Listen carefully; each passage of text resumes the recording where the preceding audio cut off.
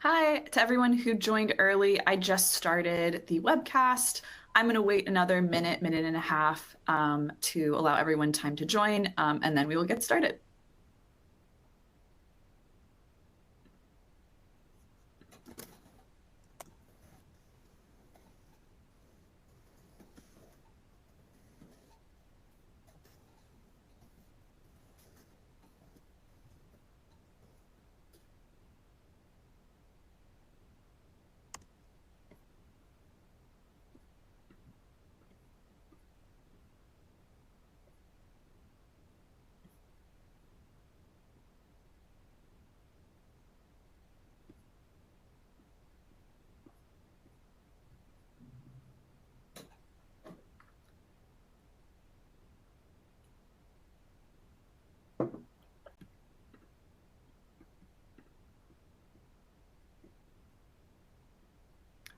Hi, everyone who's just joining. We're going to get started in just another minute.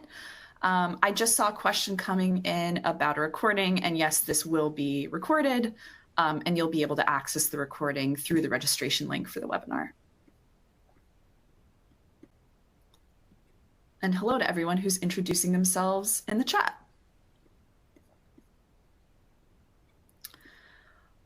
All right, well, I think I'm seeing a lot of people joining, so I will go ahead and get started. My name is Sonia Bennett-Brandt. I'm here with the amazing team at Lrnr. I'm on the OpenStax communications team, so I'm going to just do a quick introduction about OpenStax and what we offer, and then I'll hand it over to Lrnr. So OpenStax, we're a nonprofit. We're part of Rice University. We're a mission-driven organization. Our mission is to improve educational access for everyone. And we are the world's largest publisher of free open educational resources. To give you a quick sense of the kind of impact we've had since we published our first textbook in 2012, since then we've served over 23 million students, saved those students almost $2 billion on their textbook costs, developed a library of over 60 textbooks. Our textbooks have been used in over 2,000 colleges and universities around the country and actually around the world, because almost 150 countries are using our books. I want to just talk quickly about how our books are put together. Some people hear open source and they think that our books are crowdsourced, sort of like a Wikipedia article, but they're actually put together much in the same way that a traditional textbook would be. So we have an editorial team that finds authors who are experts in their field at colleges and universities around the country. Those authors are then hired and paid for their work. They develop the textbook, and then it goes through a rigorous peer review process. So in the front section of all of our books, you'll see our authors, and you can see our long list of reviewers. So the books are very high quality in the same way that a traditional book would be. And we also have a really cool open errata process where anytime you find any kind of error in the book or you think there's a piece of information missing, you can always submit an errata form letting us know where the error is, and we have, you can see all the errata that people have submitted and where it is in the review process, which is kind of cool.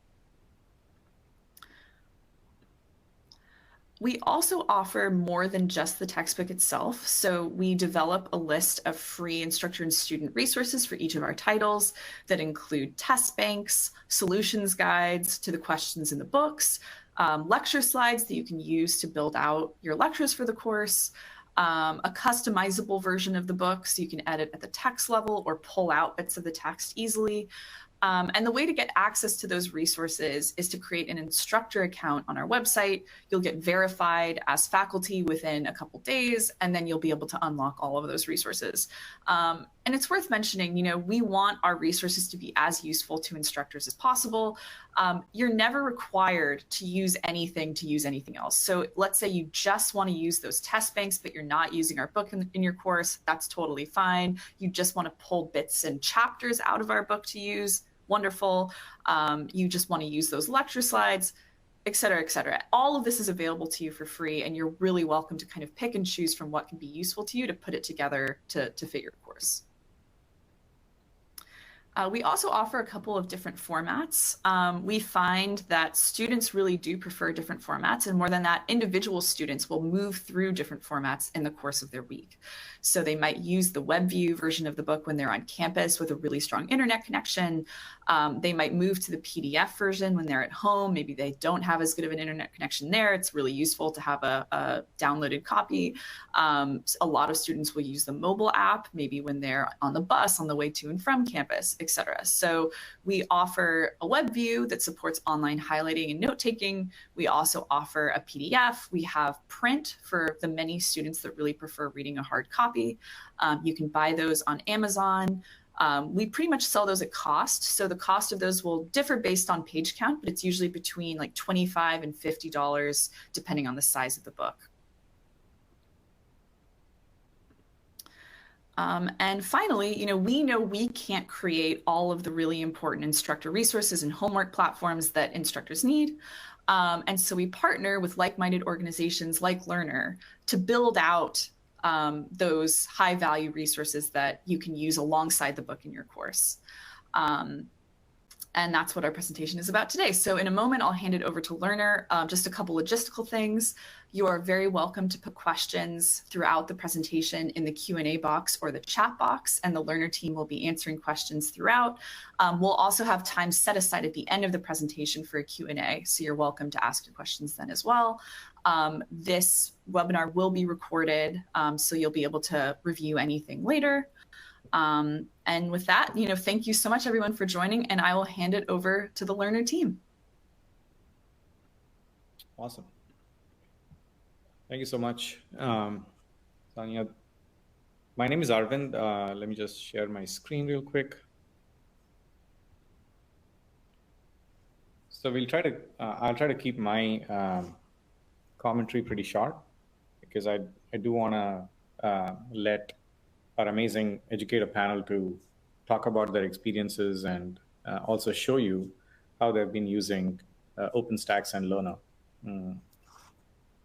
So today's talk is about enhancing student engagement and efficacy in sciences. So that includes all the life sciences. We also have chemistry, psychology, social sciences, behavioral sciences, and also math. But we'll focus more on life sciences for today's presentation. Quick agenda. I'll just cover quick facts for Lrnr. Then we'll start with the best practices, and Professor Heather Wesp will start off with sharing her experiences. She's been using Lrnr for quite a while. And then Dr. Tia Villarreal she's going to talk about some of the challenges that she's faced. She teaches very large class sizes. And then Dr. Damaris Lois Lang, she will focus on, she used to be the science coordinator at CUNY, and now she's the dean. She'll talk about some of the virtual labs that she did sponsor. When she was at CUNY, she was the sponsor for us to build these virtual labs for biology, and how she's also using Lrnr at her new college. And then we'll summarize what we have, and then we'll hopefully have 15 minutes for Q&A to answer all of your questions. So Lrnr is actually a garage project out of Pearson. I used to be the head of innovation. I left Pearson due to the social impact that I wanted to work on. So our focus is to really democratize the cost of course materials without compromising quality. So I've been the architect for my labs, the My Math Lab, or the Mastering Bio, Mastering A&P platform. So you will see a lot of high quality features and content embedded into Lrnr, and it's all the pedigree that I carry over from Pearson. We do offer personalized courseware. It's a complete courseware with homework solutions, and now also with classroom engagement tools, and we'll talk about that. And our goal is to have an all-inclusive personalized library by 2025, in the next couple of years, so that we can offer all 100 and 200 and even 300 level courses in STEM for about $80 per year. So that way, there's no longer a cost. Cost is an issue for students to get high quality course materials and resources. So some of the quick facts, we build custom courses. So even though I'm going to show you, I think Professor Heather Wesp is probably going to show you some of our custom courses that we built for her. We build custom courses that aligns to your pedagogy. Each learner course comes with formative content. So we build questions and activities from the ground up. So we do not use any of the OSX banks. Learning management system integration, it's a pretty common question. We integrate with pretty much all the LTI providers that you guys have.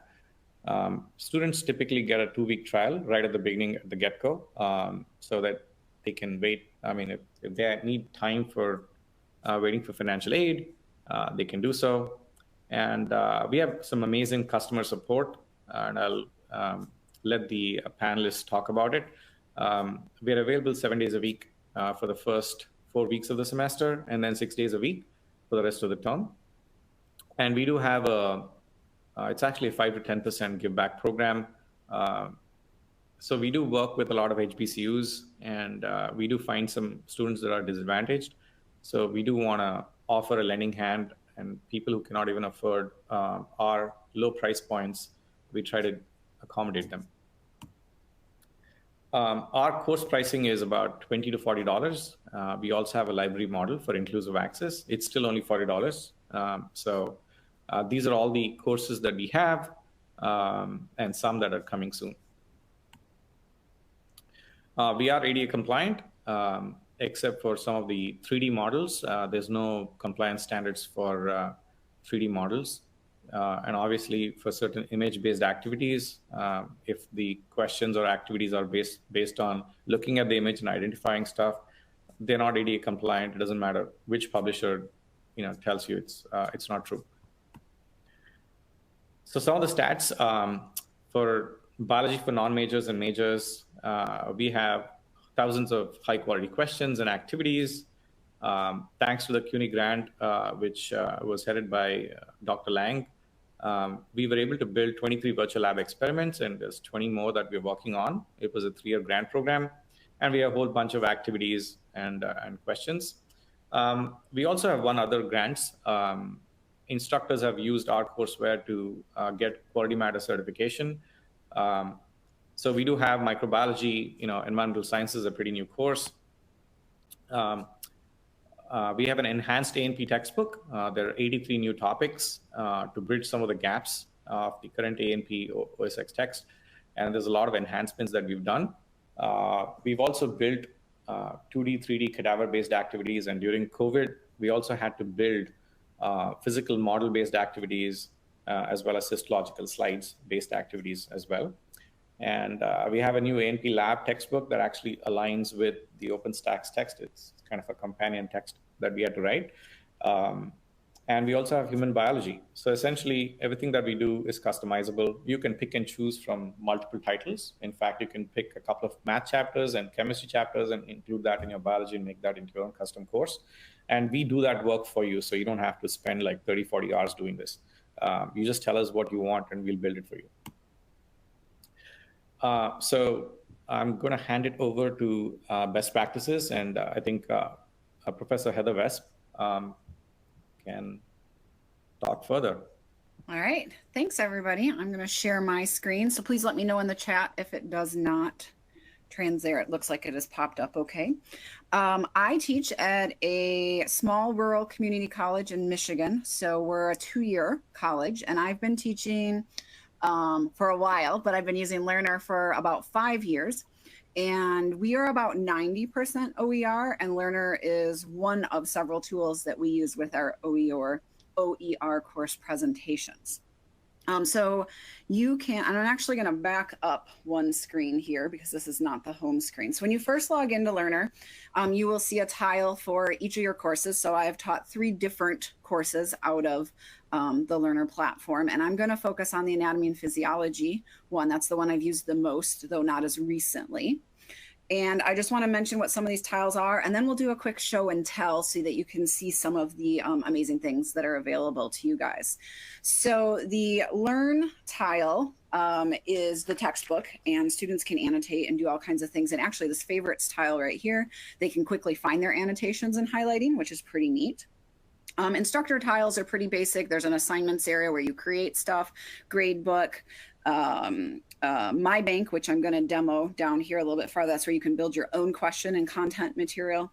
There's a feedback reports area. And then somebody else in the presentation will be covering this live, which is one of our newer engagement features, which is pretty cool. So the students are going to have access to most of these tiles. They can check out practice quizzes and they can select areas that they want to study more. They can do flashcards. They can check out the video links here. And then I'm going to do a little bit with activities and 3D bodies. So I'm going to start with the 3D bodies. And so in the Anatomy and Physiology course, this is a pretty cool interactive, I'm waiting for it to load on your end. There we go. And so you've got some basic controls over here. I can pivot the person. I can move them up and down a little bit. I can change them from male to female, and I can also look at components. I can strip away layers. So I can go from muscles down a little bit deeper over time. So that's kind of just a fun way to play with it. And then you can dive into it a little bit more. So for example, I can come over here to the right side of the screen and I can focus on a particular body system. So let's say we just want to look at the skeletal system. I can where'd my skeletal system go? I might have to go. Yep.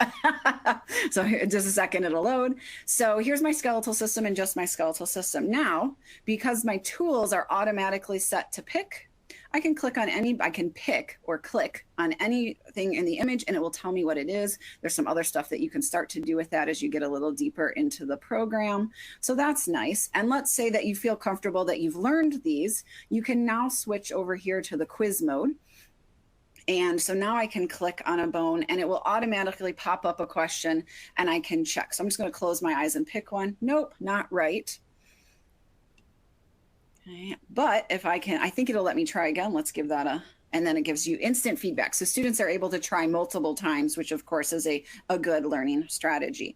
Now, if you don't want to play with all the menu stuff over here, you can come back. I gotta switch that out. Is it gonna let me? I'm gonna switch to components.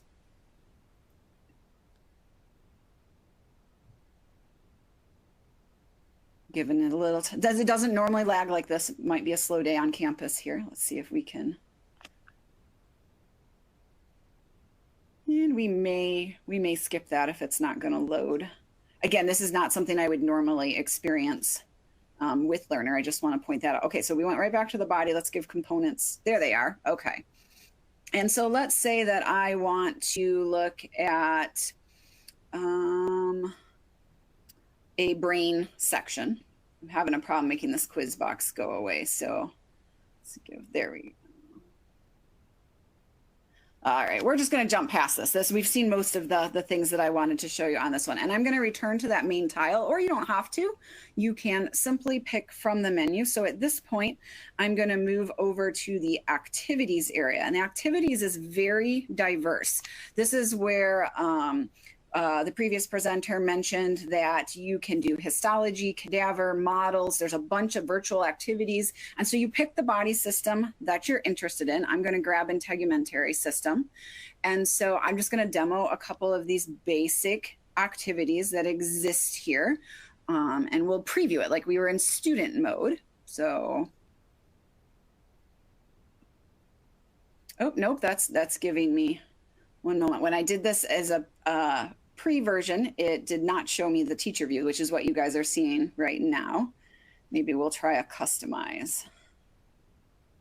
Resume activity. There's a student version. So it gives you a little bit of, if you've never used this before, sometimes it tells you how to do things. There's some classic drag and drop activities. These are the different activities that are built into this. So even though it looks like one on the list, there's multiple things that students can do. So you can do an ordering, drag and drops, fill in the blanks. There's a variety of true and false statements. And I want to go back to the activity list because I want to show you some of the imaging that's available. And so here we're going to go to the 3D layers of the skin. And so similar to the 3D bodies that we were just in, here's a representation, and you can, whoop, a little bit slower there. You can spin that around and play with that a little bit, but it's set up to have questions. And so for example, from the 3D model, select the dry dead layer that prevents the penetration of microbes. So I'm just going to come down here and click a layer, and I'm going to check my answer. Nope. And it gives you some feedback, so you can try it again. Okay. And now I'm going to click the top layer and check my answer, and it tells me I'm correct, and I can move on to the next one, which is more pictures of modified parts and spinning and labeling and that kind of thing. So that's, and again, there's videos, there's all kinds of things in there. So I'm going to return to the main page with the tiles. And when I create my assignments, I do a mixture of the questions and activities that Lrnr has already developed, and then I add some of my own. And I think that's important to know as an instructor, that you can add your own, you can customize, and it's not that difficult. You're not learning a whole new platform and system. So these are some of the different pools that I've created over time. And again, I'm going to go into that integumentary system 1. And I just want to show you some of the options. So you have your basic multiple choice, and then you can add images. So I can add a question and I can say, pick the certain thing that's a color. I can have the images pre-numbered or lettered, and I can add histology. And if I go down a little farther, I wanted to get to this one. You can add hotspot style questions where you're able to have the students click on the diagram so they have to locate it properly. And then I can insert all of these into my assignments. And the last thing I wanted to mention is that every question you create, you can assign it a level and a Bloom's taxonomy. So if you're tracking any of that kind of stuff, that tool is available to you as well. Quickly, some of the assignment features. So maybe there's certain things you really like to do or you don't want to be difficult for you. Now, this is a class I'm not currently teaching, so I don't have any active items, but I do have archived items from previous semesters. But the easiest way to set it up is to build all of your assignments as templates, and then they're really easy to add each new semester. So I'm going to head into, let's do the integumentary system 1 again. So this is my template that's created. So you can see there's some options here, such as I can edit it, I can duplicate it if I want to make a copy, I can assign it during the current semester. But if I want to edit it, just to show you what the creation process looks like, you've got a spot where you can add some specialized directions for students, step 1. In step 2, all those interactive features, you can pick which things you want to assign. You can assign a part of the textbook, you can assign a video, you can assign flashcards, any of the videos, models, etc. And then Lrnr separates out, so you basically have 2 pools of questions, ones that you can assign for homework and ones that if you wanted to do quizzing or testing. I tend to mix and match everything. So if you come down to my actual assignment that I've created down here, you can indicate whether you want it to be for practice or not. This is a graded assignment. You can group them as one chapter, one section. There's lots of flexibility in the design. I always give my students 2 attempts, and they get the average, not the highest, because I want them to do their best work first. But you have that option of ways you want to do that. And then you can see I've selected different items. I can assign the actual points that I want it to be available to them. And if this was the actual assignment and not the template, when you get to the bottom down here, you would be able to add your due date. You would be able to adjust a late policy if you want a certain amount off each day late. How many days late can you accept it? You can do individual extensions for students. What I really like about this is all of the amazing flexibility that's built in. I can really create a variety of interactive stuff that my students can do. And I have surveyed my students quite frequently on their use of Lrnr. I came from a mastering biology background, and so my students find it equivalent or better in some cases. It's all a little bit different. So I just thought that I would finish with my kind of what I like best about Lrnr and why I've chosen it over other platforms. So 1, it pairs really well with OpenStax, so that's nice. You don't have this separation between the two tools. It's pretty easy to learn. I felt like it was pretty, you can pick it up pretty quickly. It is affordable for our students, which is always a goal. But hands down, the #1 reason that I stay with it and love it so much is that it is the best customer service ever. The responses are instantaneous. You're talking to actual people, not navigating some artificial intelligence system. It's fast. It is really, really a good relationship that you have with the company. So that's the end of my information. I'll stop sharing my screen and pass it to the next presenter. Awesome. I'm just gonna share my screen real quick, and Dr. Tia Villarreal is going to continue.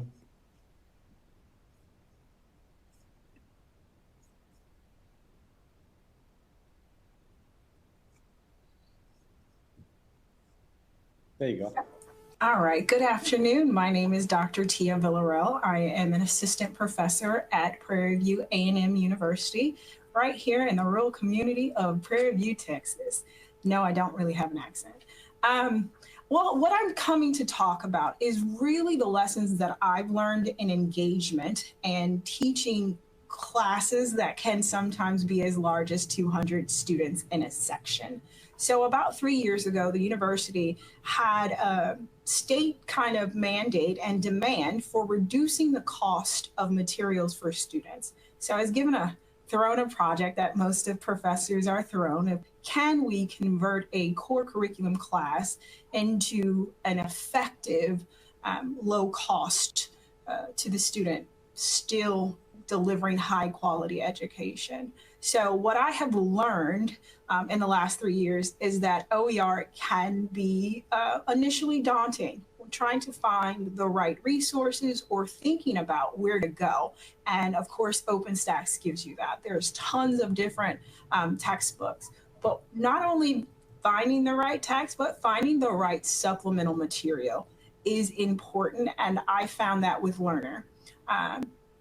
What I was able to do with the supplemental learning resources was to kind of take my larger classes and build smaller learning communities. So I don't always assign the same activities to every single group or student. So sometimes I will recognize and I have them kind of self-assess where they're at in their learning journey. We do lots of different project bases, because what I found OER works best with is a small project-based kind of learning unit. And so what I've done is taken my 200-person class and we build smaller units, and students can kind of pick and choose, especially because it's a non-major class, of what's the area of interest, depending on their particular major or what they want to get out of it. We meet in our large discussion forums, and I do regular lectures, and then based on their working groups is how I deliver the material for supplemental learning. So I have a particular group that is interested in biotechnology. And so most of the activities and things that we do as the small projects are based around that mindset. So what I want the students to get from open resources, and more importantly, learning, is how to learn. And Lrnr gives me extra materials and ways to do that for the students. So that's the first thing. But what most importantly that we've already talked about is just the customer service. I'm also teaching a majors class, and we use the mastering, and I am doing other things, but that textbook transformation has been great with our particular class set of college biology. So Lrnr is great because it does integrate with our learning management system. So that was the first thing, is how do I get this information to the student without having them do extra sometimes. So it does just like our mastering. I can embed the Lrnr link inside my Canvas shell. It will link all of my assignments that I'm creating for the students directly in that same environment, so they can access Lrnr by accessing their regular point of entry on our learning management system.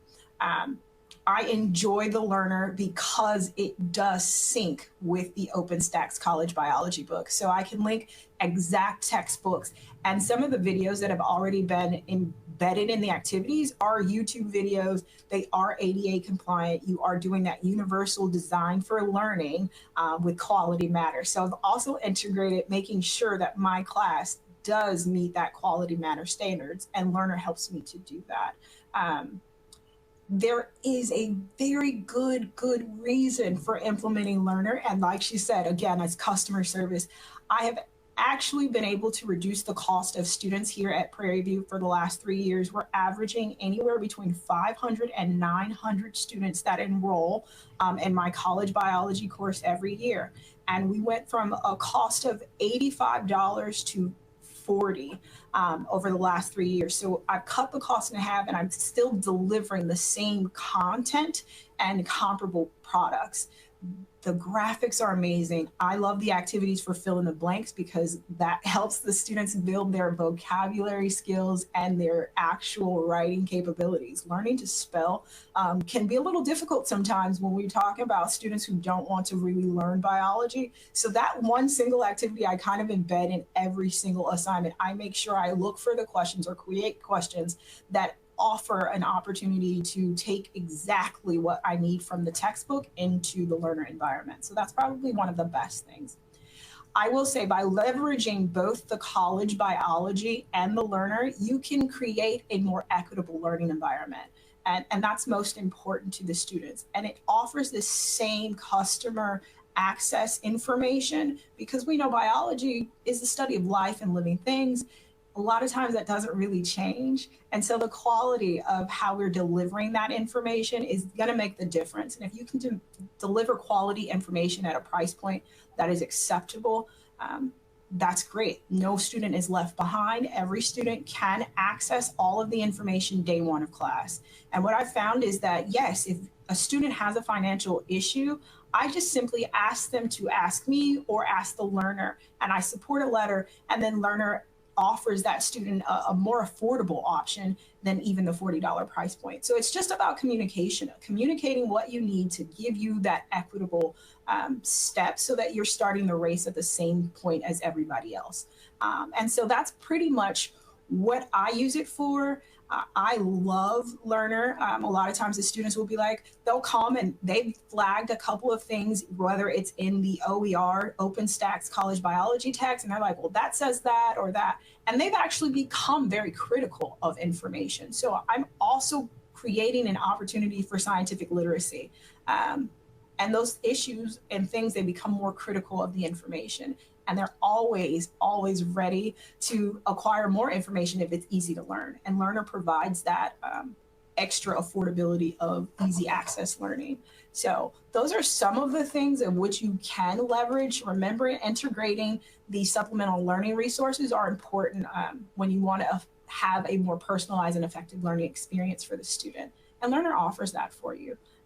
I use lots of different technology and lots of small projects to supplement the open educational resources. It allows me to be creative in how I'm delivering the information. So if you use it too, you can always have a successful outcome. It's about creativity and implementation. And the Lrnr environment allows for easy learning of implementation. It's at the same level, same quality of products that perhaps you were spending $160 to do, which we do for our year-long course. But now I can design a course that has the same information, same level of graphics and activities at a price point that's a little bit more accessible and accessible for students. And that's important in our community and how we are getting our information to our students. So that's all that I have to kind of give you on that one. Thank you, Dr. Tia, and Dr. Lang. Hi, everyone. Thank you for having me. So I have been in higher education for 20 years. As Mr. Aravind said, I have been with CUNY mainly. I received my rank as a full professor of biology over there. And quite recently, I was asked to serve as the Dean of STEMs here at Alliance in New York. And so, yes, I was part of securing a grant during the pandemic when we had to close down in order to have virtual labs that were meaningful.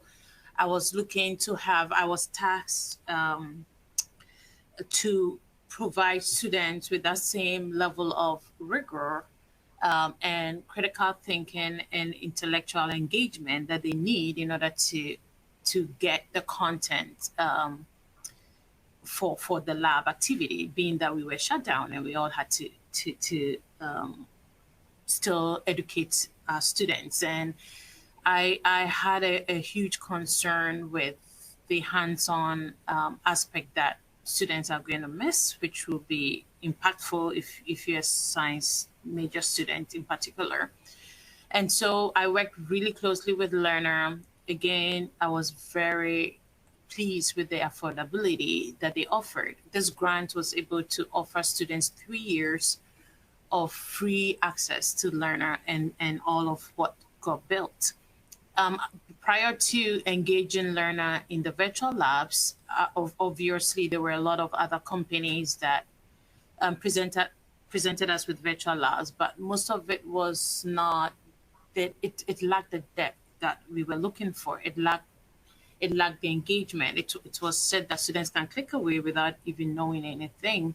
And as you can see with the video being played at the background, students would have to read. There's a background information. If they put the wrong value, it will mark it wrong. They have to know what they are doing in order to move on. And they can always go back and refer. They have to read and listen to instructions. The step-by-step scientific inquiry process required for labs was very much there. So this is showing us some kind of reagent, more like chemistry Benedict solution, iodine, all those different good stuff that even non-science students can be used for both science and non-science students. Can you share the next slide showing the molecular biology electrophoresis part as well? So I was also interested in letting students have a visual, which some of the labs did have, of how to prepare the material. So prior to all of this, and this is just, I'm not showing my screen to show you the whole process because that would be a long process. As you know, labs require all the background information, how to prepare the solutions, all of that. And students, again, need to be able to know which plasmid they are taking and run it on the electrophoretic gel. So there is a lot that my colleagues have already mentioned about the Lrnr, and all of us have mentioned the affordability, but it doesn't matter if something is affordable, but what about the richness of the content? And the richness of the content is unparalleled with Lrnr, only because as an educator, you get to include, customize, get what you're looking for that you want your students to get. You know the body of students that you are getting in that particular program. You know the level that they are, and you know what you need to do to get them to that level that you need them to be. So Lrnr allows that customization. We all know their customer service is unparalleled. It's amazing. You don't need to wait around, and they work with you on what you're looking for organically to support your students, and that is not being overstated. So again, this has some of the virtual labs that are in the works that gets proven. Some of them have been completed, and on and on and on. But one of the things that I want to touch on, which is the last thing I'm going to talk about, is a little bit of research that I did with OER materials. As you know, Lrnr is connected to a lot of OER materials. And I just want to say that as a dean, I know that sometimes when students are transferring, having the signature textbook in the syllabus is important. So what I did when I was in CUNY and right now with being here is to have the textbook as a desk copy. When I was in med school, we had desk copies. Like you go to the library or you have access to desk copies, and it was hands-on heavy enrichment of the knowledge. And so Lrnr provides that engagement with the materials. Students can highlight their work within Lrnr. It's really a learning space catered for student engagement. And so prior to engaging very closely with Lrnr, knowing that there was this whole discomfort that had happened with OER material, I just, myself, together with other colleagues in a 4-year institution, 2-year institution within CUNY, we decided to just do this quick research just to have a better understanding of whether we should embark on OER while we use the signature textbooks as desk copies for students to use as reference points. And so what we did was that we had 2 classes. One class, the OER class, and then the other class was the non-OER class, where they were using the traditional textbook assigned to the class. And what we did was we decided to do this quick test for lab topics. And so it was a 2-year college Hustos and a 4-year college Lehman. This is where we did this quick study. And what we did for this particular graph that we are looking at is that for the green bars, they were the class that we gave OER content to specific topics for the lab. And then for the yellow bars, they were non-OER students that we give specific topics that were non-ER content. And so the questions that we gave to the students were both OER and non-OER questions. Now, the non-OER questions were more connected to the textbook and the assigned traditional material that the students were using. And the OER questions were not necessarily the OpenStax OER material. We got it from elsewhere, not to create too much connectivity.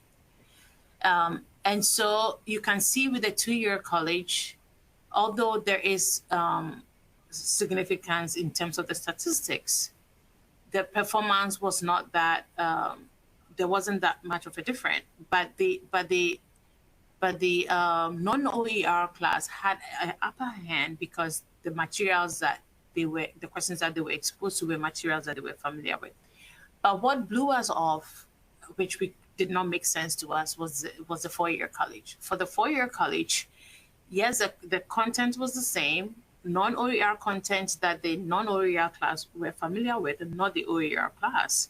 And then the OER content that both of them were not familiar with. But you can see that the OER class A, stay on the previous slide. Yeah, you can see that the OER class students did significantly better than the non-OER class, which blew our minds. So then the next thing we did, next slide please, was the next slide. Yes, was we said, okay, let's just give non-OER content. That's it. Let's just give the traditional non-OER content to book. We are not going to mix it at all. Just give them the questions. So for the OER class, the questions they had was just the OER content. And then for the non-OER class, the questions they had was just non-OER content. And there was no statistical significance, which was really a surprise to us. So anyway, I would stop here. And if you have any questions at the end, I'll be more than willing to answer them. Thank you. Thanks, Dr. Lang. Let me just turn my video real quick and then come back. So thank you very much. I think with Lrnr, I just want to summarize and then open up to Q&A. So I'll just take 3 minutes. We have a smart textbook. We have adaptive sidebars. We curate a lot of videos. We create activities from the ground up. The students get an amazing experience. We've also, wherever possible, embedded images, videos into the text to make it a lot richer with multiple modalities. Students can also annotate, bookmark, highlight. The difference is that, when they do it on our platform, we also create a study guide for them, which consolidates all their bookmarks and highlights and notes. For assessment content, wherever possible, 70% of the questions are written at a higher level of Bloom's. Every single question is connected to the OpenStax text. So essentially, if the student gets something wrong, they have a second attempt, they can click on the reference link, go back to the textbook, study it, and hopefully come back and answer the question. And because majority of the questions that we ask are not, simply copy-paste questions, they're supposed to go read the text and hopefully come back and answer the question. And 99% of our questions have right and wrong answer feedback. You could create assignments and tests on Lrnr, which are, you can create time tests on Lrnr. You can customize your quizzes and activities. You can build your own templates, reuse these templates, share it with your other instructors.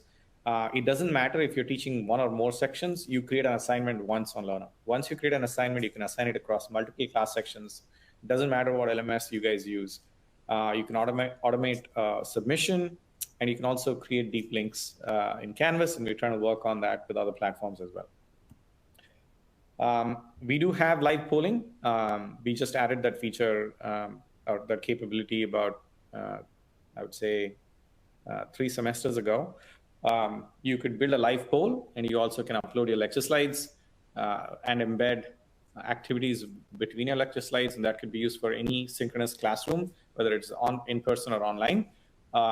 If you've used Kahoot or Top Hat or Poll Anywhere, we've included that functionality into our platform at no additional cost to the student.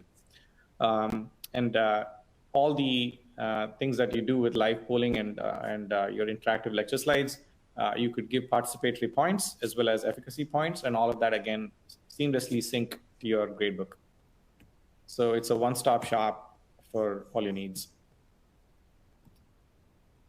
We have amazing testimonials, just like the fantastic instructors that have been talking to you. And finally, let's open up for Q&A. If there's anything specific that you'd like us to answer, we'll be more than happy to. So Venkat or Angels, is there anything else that, any questions?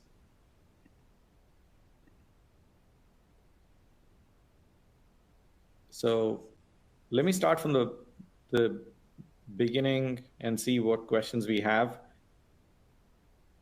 Where can we find the answers to multiple choice questions in the back of each chapter? I think that's more, if you have instructor resources, you should go into the instructor resource in OpenStax and be able to find those. Do you have lab activities for human biology? Yeah, the biology labs that were sponsored by CUNY, it was all of biology. So essentially we can mix and match things for you. It does include some A&P activities as well. And please, we would request you to sign up for a demo, and we can show you what you need. And this is by Professor Leslie Bach. Marina Vera, Professor, do you have an anatomy program on the brain? I'm not sure what that means, but yeah, we do have models for the brain, and we do have some brain sagittals as well. And we have built activities already on those, and we'd be more than happy to show you and see if this is something that you could use. Cheryl, does Lrnr actively monitor the web for content you've created that has been plagiarized and request that it be removed? Yeah, this is like a pain that we always deal with.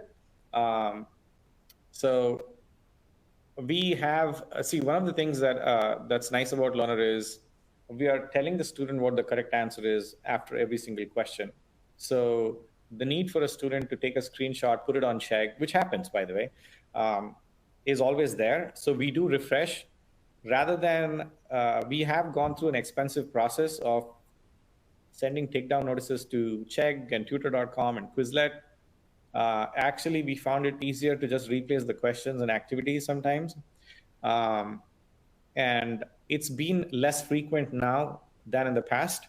The questions are adaptive. So essentially, there's a bank of questions. And so if you leave students to answer adaptive quizzes, then the probability of that happening is much lesser. And we have, we keep refreshing our questions every semester or every year, depending on how many we find in other places. But when it comes to chemistry and math, all the problem-based questions are algorithmically generated. So we really don't care if a student goes and posts a question. The next time is going to be asked questions with a different value. So it kind of is moot. The student really needs to know how to solve the problem in order to solve the problem. Professor Leslie Bach, how flexible is the hotspot tool?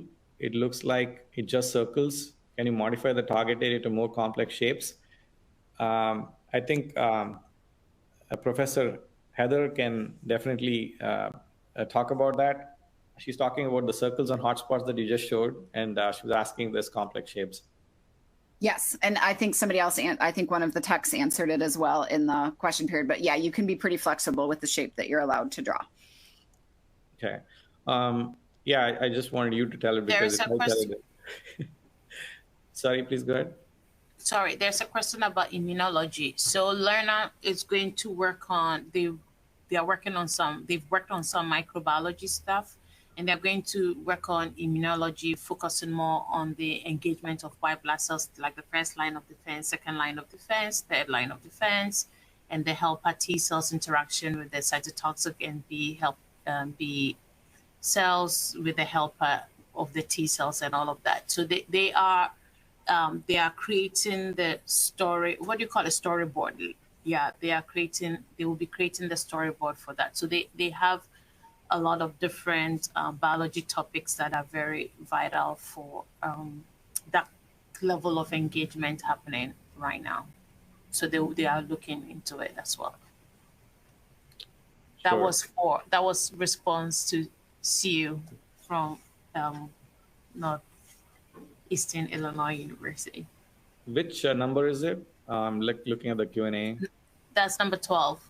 Oh, 12. Okay. So let me go to question 9. I'm just going in that order. So Professor Marina Vera, description and function of the brain. Yeah, it's part of the A&P text and obviously also A&P labs.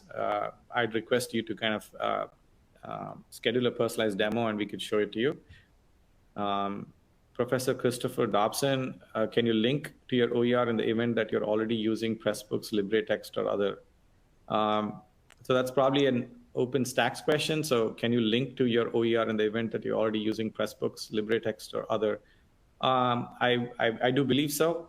You can actually use an OpenStax link. I'm just answering for Sonia, but because I know OpenStax pretty well, you could take the link from the OpenStax website and literally put it in your LMS, or you can put it as a link.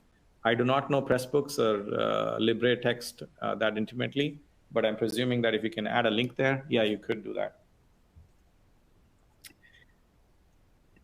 A smart textbook only for O&P? Now, every single course that we have has the same exact, not the same, a smart textbook, a homework solution with multiple banks. There's a hidden bank that students have never seen before. There's activity bank, which is categorized. If it is human anatomy, we have anatomical structures like the 3D models and cadavers and histological slides, and also physical model images. So we have a lot more to offer when we talk about human anatomy and physiology, but human anatomy and physiology is also taught in majors biology a little bit. In micro, they might use a little bit of histological slides. I'm not sure, I'm not a biology expert here. Please don't shun me on it. But yeah, you can find the smart textbook in pretty much every single course that we offer. And I think Dr. Lang already responded to 12 about immunology. Dr. Ray Garcelin, I'm sorry if I butchered that name. Can any Lrnr materials be integrated into slide decks or other Google Workspace apps? No. So essentially, when you say Lrnr materials be integrated, it can be integrated, it can't be embedded, sorry. It can be integrated into pretty much anything. We can create a magic link and you can link that to your Google Workspace or other apps that you might use if you're not using a traditional LMS.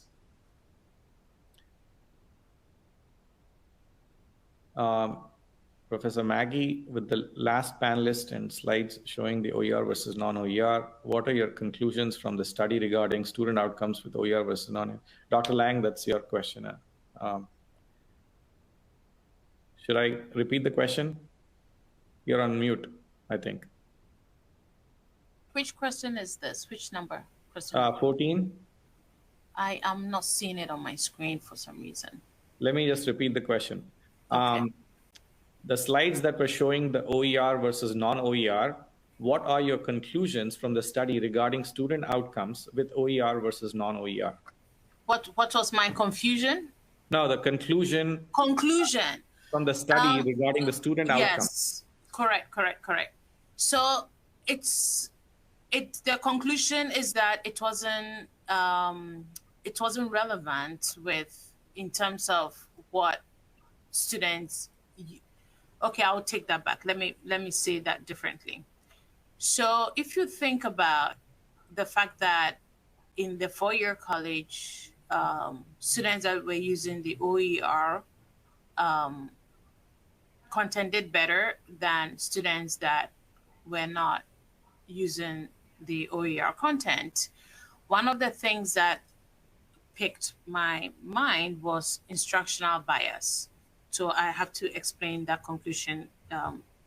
Instructional bias might have played into it in terms of the fact that the content delivery might have been narrowed down towards the selection of the content, right? That was the selection of the questions that were going to be used for the institution that the students did better in the OER content material. Only because if there was that level of customizing the content to what the professor wanted to emphasize on, compared to the traditional one that the emphasis is dependent on the fixated textbook content, right?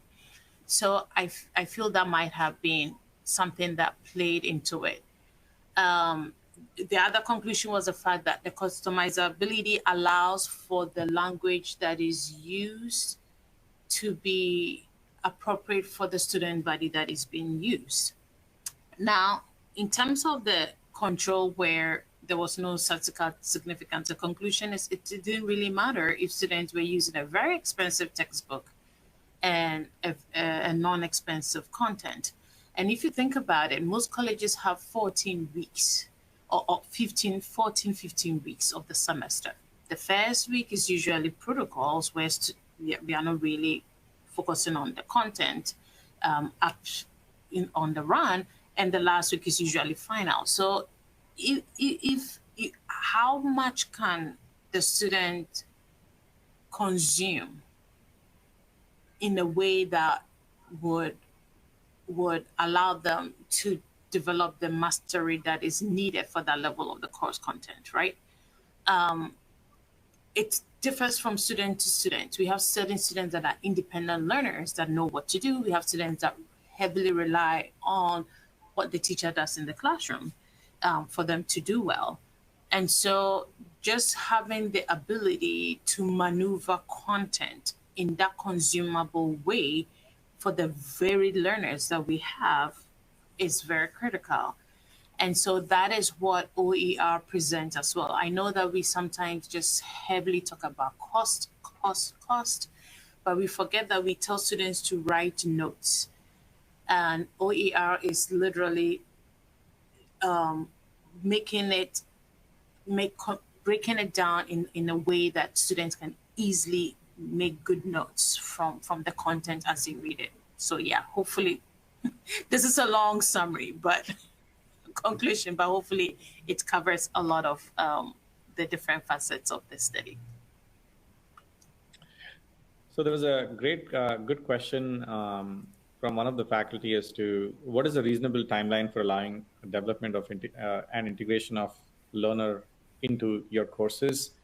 And I think I'd allow Professor Heather to talk about it. Absolutely. So I did address like kind of how long it takes me to do a single assignment. And my approach is usually that I'm building my Lrnr content as I go through the semester. So I'm building an assignment every week or two, give or take. And I find that a reasonable amount of time for me to plan when I'm switching books or PowerPoints or anything like that. You could do it easily in a couple of weeks prior to the start of the class. And as soon as you create it, it's there. There's no like delay or lag. It is available to students immediately. So if you're a person that works ahead of time, give yourself a couple of weeks to a month to really dive in. And if you're a person who likes to kind of do it as you go, a couple hours a week, so. Okay. And yeah, that's initial time. Let me verify that. So once you're in and you've created all this content, you've got it to use, and you don't have to, there's not as much time after the first semester. Yeah, so let me just also add something. So one of the nice things about Lrnr is you don't have to go search for content.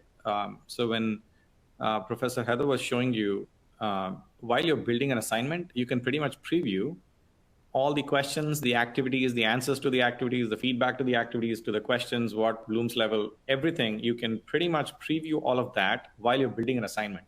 So essentially, if you're already using the OpenStax text and you're very familiar with the text, everything else that Lrnr has to offer is very well organized while building an assignment. So you don't have to go, okay, I want to assign this, where do I find it? It's already there. Like, it's super easy. It's more about you trying to review the content that we've created, and that takes time.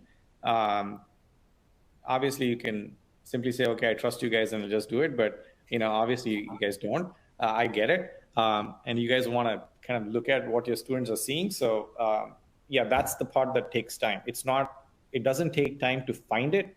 It takes time to review it while you're actually building an assignment, if that makes sense. Any other questions that we forgot to answer? And please, I've just posted a link at the bottom. It's just very simple. It's lrnr.us, lrnr.us/demo. If you want to get a personalized demo on any specific course, you could do that. And we could show you. There is a question about offering the Lrnr platform in Spanish. Yeah. Oh, in Spanish? I think we will be working towards that as OpenStax starts releasing some of their titles in Spanish. We will kind of go hand in glove with them. But yeah, there is a plan to also go into Central America and South America. So yeah, we are actively also pursuing that. I had one thing to say and add as well, which is that learner questions, students cannot cheat. I don't think any of us have mentioned it, but I just want you to know, especially when a lot of the online modalities was out there and it's a lot of students entering into programs, allied health programs, you just couldn't really tell who really had an A, is a B student better than the A student who just managed to get some grades because of the online modalities that we have. The questions are asked in a way that you can just copy and paste on Google and look for the answers. So that has been very helpful. Very, very, very helpful. And you can also include your own questions if you want to. That's, again, I know I'm emphasizing on the customizability aspect of it, but I just wanted to put that out there. Yeah, and last but not least, anybody, the way that we embrace educators is we typically give you a free pilot in summer, so you can play around with Lrnr along with your students, so nobody pays anything, and try it out. And it's a friction-free method to trying stuff out. And if you like it, continue to use it. If you don't like it, give us some critical feedback, because we can use that to improve the offerings that we have. So again, you can, when you sign up, summer semesters are free. You can just use that as an opportunity to try stuff out and then see if this is something that you would like to adopt along with OpenStax. Thank you so much for your time. And it's already past 10, and I think Sonia is kind of like, I came back on video. That's a cue to you. Get the hell out of here. So, thank you so much, Sonia, again. Thank you so much for Dr. Lang, Dr. Lrnr, and Professor Wesp. Thank you for your time, and I really appreciate all of you coming and sharing your wisdom and experiences. Thankfully, nothing was bad. Thank you all. That was such a great presentation. It was so great to hear from everyone's different perspectives, and thank you to everyone who joined.